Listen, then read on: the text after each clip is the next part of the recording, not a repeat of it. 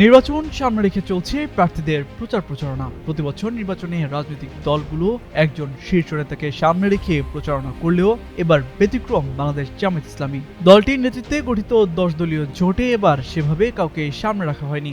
জামায়াত সহ 10 দলের যে জোট হয়েছে সেখানে একক কোনো নেতৃত্ব নেই, বরং জোটটি চলছে যৌথ নেতৃত্বে। এতে প্রশ্ন উঠছে, 10 দলীয় জোট নির্বাচনে জিতলে কে হবেন প্রধানমন্ত্রী? বিসওয়াক্স আর ভিটামিন ই সমৃদ্ধ স্কোয়ারের ময়শ্চারাইজিং মেরি লিফট কেয়ার, এবার হাসুন প্রাণ খুলে।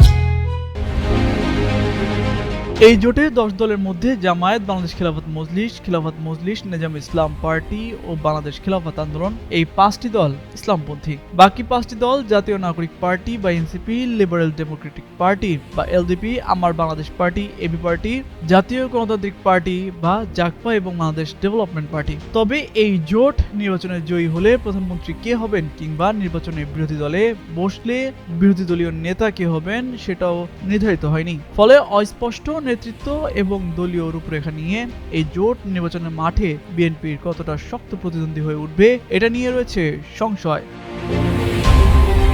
শুক্রবার এমন তথ্য দিয়ে একটি প্রতিবেদন প্রকাশ করে ব্রিটিশ ভিত্তিক সংবাদ মাধ্যম বিবিসি বাংলা। সেখানে বলা হয়, ঘোষণা না হলেও এই জোটে জামায়াতই এখন অঘোষিত নেতৃত্ব, যেটা দলগুলোর বক্তব্যেও পরিষ্কার হয়। তাহলে কি জামায়াতের শীর্ষ নেতাই প্রধানমন্ত্রী প্রার্থী?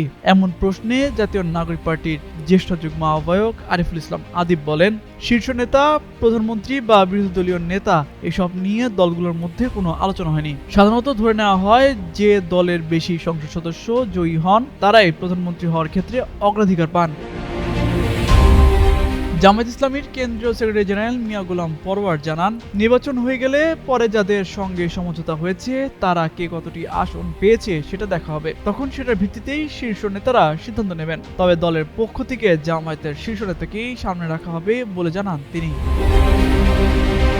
তামজিদ মির্জা, যুগান্তর নিউজ।